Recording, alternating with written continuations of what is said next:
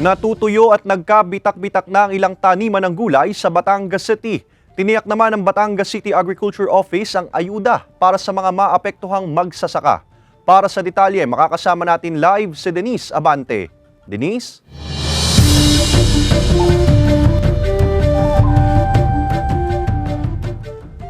Ace, ramdam na raw ng ilang magsasaka ang tagtuyot at ang posibleng epekto ng El Nino.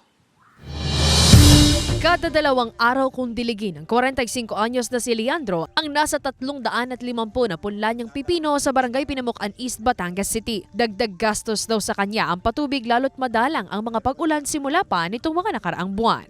Kahit ang tubig po natin ay nadyan, ay halos gastos po ay malaki sa tubig. Dahil ginagamitan ho siya ng kuryente. Bago umulan ay buwan pa ang binibilang.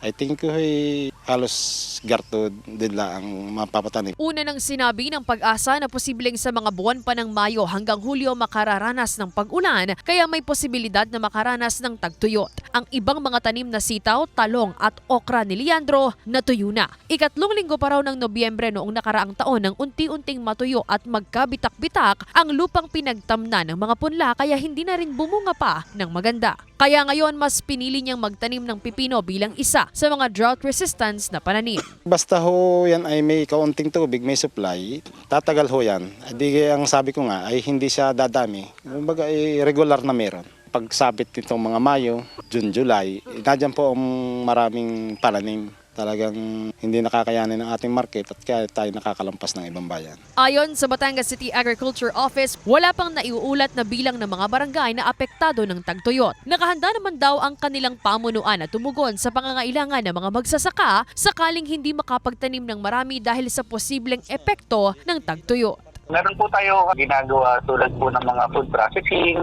paggagawa ng mga woodcraft, pagluluto, mga ganun pong klase ng mga livelihood training program ang itinuturo po natin. Mga soap making po, ganyan, candle making, kung ano po yung pwede nating gawin para makatulong sa kanila. Sakali din umano na makaranas ng malaking pinsala sa taniman at lubos na maapektuhan ng mga magsasaka, magbibigay din umano ang City Agriculture Office ng crop incentive para sa mga maapektuhan. Monetary po ang atin pong crop insurance. Ganun din naman po, hindi lang naman po crop insurance ang sumusuport sa mga farmers natin. Nandyan po ang ating Department of Agriculture na sumusuport po sa pagbibigay po ng mga assistance. Ace, dito sa Sorosoro, Ilaya, Batangas City, ang 4 na ektaryang taniman ng mais na ito dito sa aking likuran, hindi na rin daw maaaring bumunga pa ng maganda dahil sa epekto ng tagtuyot. Ayon sa pamunuan ng barangay, posibleng umabot na sa 100,000 ang nalugi sa taniman, kaya umaasa na lamang sila sa crop incentive na maaaring ibigay ng City Agriculture Office. Ace? Maraming salamat, Denise Abante.